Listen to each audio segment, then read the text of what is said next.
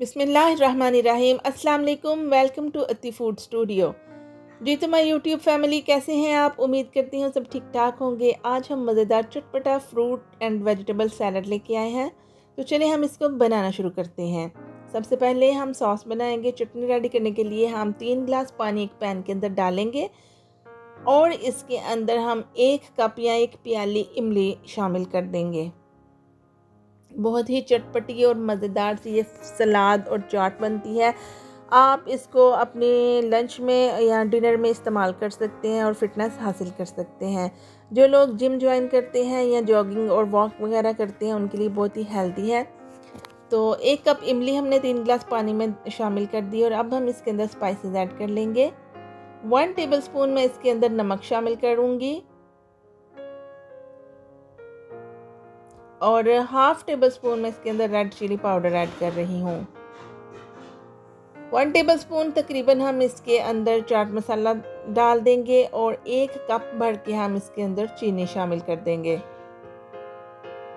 जी तो बस सिंपली ये स्पाइसेस हमारे ऐड होंगे और हम ये चटपटी सी चटनी पकने के लिए रख देंगे 5 मिनट के लिए। चटनी रेडी हो रही है, 5 मिनट के लिए हम कुक करेंगे और अपना सैलड जो है उसको तैयार कर लेते हैं। 1 कप मेरे पास उबले हुए चने हैं, 1 खुबानी है, 1 आड़ू, 1 नाशपाती, 1 खीरा, 1 प्याज और 1 लीमू हम इस्तेमाल कर रहे हैं।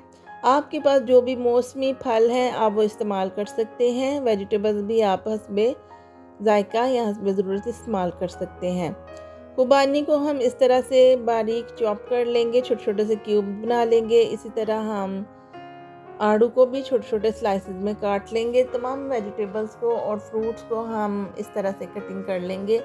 हम इसके अंदर सैलड के लीव्स भी इस्तेमाल कर सकते हैं। इसके अंदर हम चुकंदर डाल सकते हैं, मूली, जो भी हमें मौसमी सब्जियां या फल दस्तयाब हो हम वो इसके अंदर शामिल कर सकते हैं।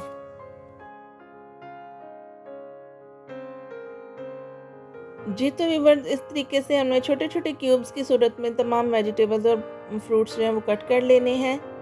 अब मैं इसके अंदर शामिल कर रही हूँ 2 अदद अखरोट, 7 अदद मैं बादाम डाल रही हूँ, भुने हुए चने और प्याज को मैंने चॉप कर लिया और हाफ अदद लीमू जो है वो मैं इसके अंदर इस्तेमाल करूँगी।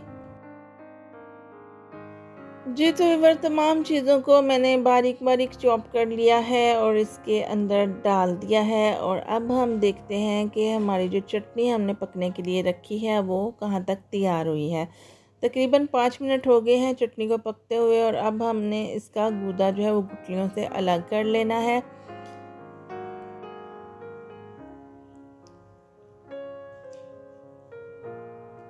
एक छोटा सा टुकड़ा मैंने अदरक का इसके अंदर डाल दिया था, जो कि मैं बताना भूल गई थी।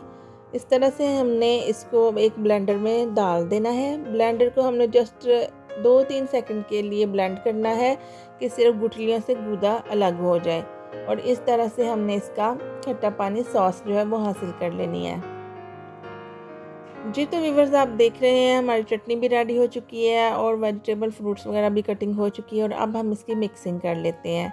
एक बाउल के अंदर मैंने तमाम चीज़ों को डाल देना है और फिर इसके ऊपर जो हमने इमली का खट्टा पानी चटपटी चटनी बनाई है उसको हम डाल देंगे। बाकी की चटनी को हम संभाल लेंगे फ्रीज़र में या किसी भी एयर टाइट जार में। जब भी हम ये अपने रूटीन में लंच की सूरत में ये सैलड खाएं तो हमें ये चटनी इस्तेमाल करना होगी। इजाफी कोई भी चीज़ ऐड नहीं करेंगे, बस अब ये खाने के लिए तैयार है। मज़ेदार चटपटी और हेल्दी सी हमारी फ्रूट चाट सैलड तैयार है। इसको आप बनाएं और फिटनेस हासिल करें। कुकिंग विद अति फूड स्टूडियो पे आप बहुत सी मज़ेदार सी रेसिपीज़ जो है वो सीख सकते हैं। चैनल को सब्सक्राइब करते जाइएगा और दुआ में याद रखिएगा। Thank you so much. मिलते हैं एक और नई रेसिपी के साथ, तब तक के लिए अल्लाह हाफिज़।